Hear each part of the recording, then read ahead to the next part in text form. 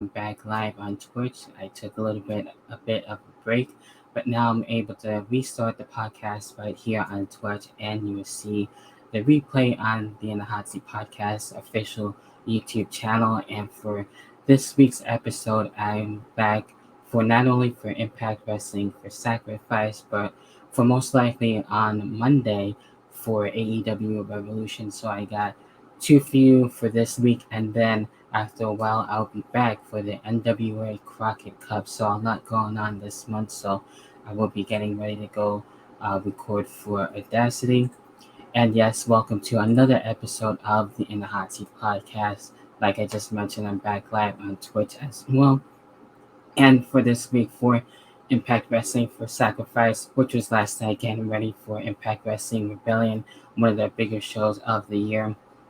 And to get right down into it, on what we did have, we had actually quite a bit of matches, and we actually had two matches that were on their pre-show, where we had Lady Frost taking on Giselle Shaw, one of the newest wrestlers that they do have, one of the newest knockouts that they do have, who has been dealing with Lady Frost as of late and kind of went up in her recently, and Lady Frost was able to get a payback, which is good. It makes sense there.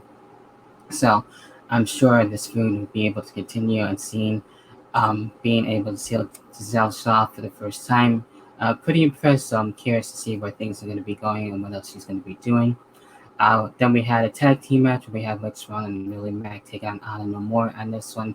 Basically, Matt Taven and as well Mike Bennett on this one, and things continuing between the war between Impact and as well for Ring of Honor this one.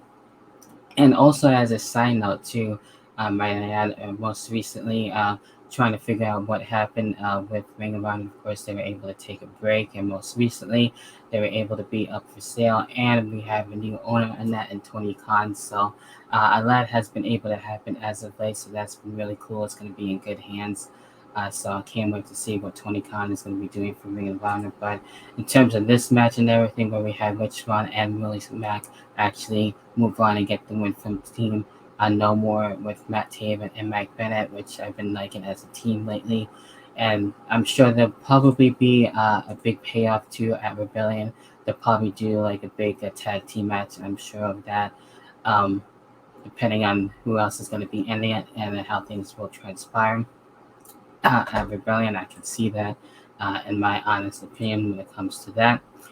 Then we get into the main card where we had Trey Miguel taking on Jake Something, and basically for the X Division Championship, and these two are going back and forth. It could have went either or.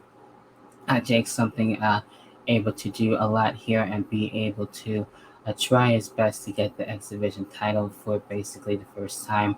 But that wasn't the case actually. Trey Miguel was able to come back and he was able to keep his X Division title. So it seems like in a way, Jake Something is more towards like the heel type of role as of right now, getting more serious, breaking out more on his own and doing things his way. So far has been really cool. So I'm sure he'll probably want another match for the X Division Championship at some point and to see where things will go. So I've been really impressed with Jake Something as of late. Then we had Eddie Edwards and Rhino basically Team Impact and Honor No More still continuing things basically in singles action and everything. Eddie Edwards was able to get his win there, which is cool. Then we had the Knockouts Tag Team Championship match. Now, this match was supposed to happen a while back, but it has been pulled off for a little while until Sacrifice finally able to see it between the Influence and as well for the inspiration for the Knockouts Tag Team titles and everything. And KO over the K actually still getting involved in this one. Wasn't too sure on who he was going to actually still be on whose side, but he ended up actually still being on the Influence's side and actually dealing with the Knockouts title and actually having the Influence basically cheat to win, unfortunately, and the Influence were able to get the Knockouts tag team titles. The referee didn't see what happened, and not exactly far too mad at it because it's been a long time coming for Tennille to be actually a champion again, so I'm not mad at that, being a champion with Madison Rain. So I'm going to see, be curious to see where that's going to go for the Knockouts tag team titles now, to see how the inspiration could be now in the chase basically with that, and see who will be able to deal with Influence next. So that should be definitely interesting there. And then we get into Jay White and Alex Shelley. This one, having Alex Shelley come back has been awesome. It's been a long time coming. I know Alex Shelley has been dealing with MLW as of late, so being able to come back and deal with Jay White and basically teacher and student having a respect for one another and everything. And at times I thought Alex Shelley was actually going to win.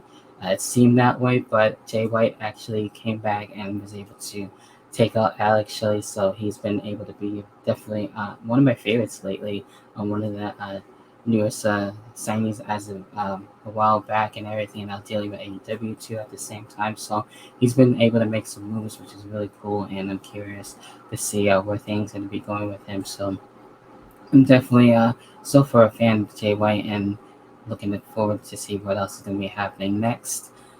Then we get into the champ challenge on this one. But before that, we also had Jonah and PCL as a sign up before the Jay White match with Alex Shelley. And these two actually put on the war. It was crazy and everything. Jonah being more the heel, and PCL being more the face and everything, and having a tough time trying to defeat one another and everything. So another one of those matches can went either way. Um, but Jonah actually standing tall and these two just, kicking ass and being able to do everything that they can to stop one another. And he's basically a beast, which I love. So I can't wait to see what else he has next in store. So if this feud continues, I will not be mad at it and everything. And that was definitely a war for sure. So a big ups there for Jonah on that one. And then getting back into, of course, obviously the champ challenge, Deanna Perrazzo. I'm not sure who she was going to face this time. It actually ended up being Chelsea Green, and as I thought she would actually go for the ROH Women's World Title, which makes sense on that, since she has been back and forth with Impact and ROH. So she was able to actually deal with that. And see if she can get it and everything. She came close, definitely for sure. She gave a match to Deanna Perrazzo, but in the end, we had basically Deanna working the arm and everything, hoping, uh, of course, Chelsea Green is okay and hopefully she didn't actually injure her arm. I don't think it was the same arm. I think it was a different one, and Deanna Perrazzo standing tall and still remaining AAA Women's Champion and as well ROH Women's World Champion. So I'm kind of thinking most likely, I feel like Deanna Purrazzo will want to go again at the Knockouts title, maybe at Rebellion. Um, I can definitely see that, so that remains to be seen. And then getting right into the next match, speaking of the Knockouts title, we get into Mickie James and Tasha Steelz. Mickie James coming to the aid of Chelsea Green, making sure she's okay and everything. And basically being more distracted as of that and having more of the advantage for Tasha Steelz and as well for Savannah Evans to get involved. So the nerves are definitely real on this one. Mickie James unfortunately losing the Knockouts title and Tasha Steelz actually winning. I'm not far too mad at it, so really cool to see Tasha Steelz actually get the Knockouts title and everything. So I'm sure this will come into play at Rebellion. I like how they really switch into another match right after that and continue with both storylines getting involved basically. So that was a really cool segue. I really like that too. And so being able to see multiple women's matches, basically three for sacrifice, which is really cool, and seeing those two going back and forth and everything, uh, switching right back to another, which is really interesting to see there.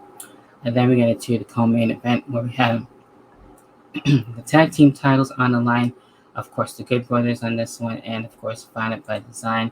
Uh, Basically going again to war back and forth. Another one between these two teams, and I was thinking Violent Design would actually gain back their tag team titles, and they did. So that was really cool to see what would go down there and to see where the Good Brothers actually move on forward after that. So definitely congratulations to Violent by Design getting back the tag team titles. And then the main event where we have Moose and Heath on this one. Basically, Heath's first main event and for the world title. And he did his best on this one as he could and everything, and having the support basically there. From Santino earlier, and he was on commentary, so that was really cool. Being able to see him there in full support for Heath on that. So that was really awesome to see. And then Moose was able to retain. And then when we had Jess Alexander come back, being able to re-sign with Impact Wrestling for a multi-year deal, and actually won his rematch for Rebellion, and that's where we actually end things overall as a whole for Sacrifice. So I did enjoy it, and it had some basically implications to see how things would go for Rebellion. I'm looking to actually be there, so most likely we'll see how things are going to go. Most likely, so far, fingers crossed. I am looking to get tickets, most likely probably this week, and then I'll definitely review it, do a vlog on that too for sure. So that's going to be fun to be able to go to my second wrestling show of the year, my first Impact pay-per-view, and my first pay-per-view overall since 2008 for the Royal Rumble. So that's going to be fun and exciting, definitely for sure.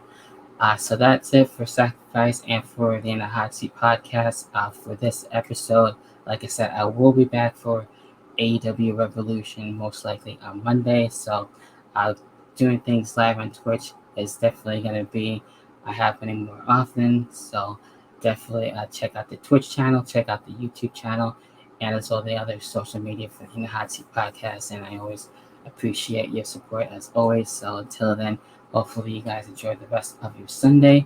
And as well, be sure if you're watching on YouTube, leave a like, subscribe, and hit the notification bell. And I appreciate the comments and everything else because that always helps out with the channel. Till then, I'll catch you guys in the next video and in the next podcast, whenever the hell the next podcast may be. Until then, I'll check you guys back in with that then. See ya and peace.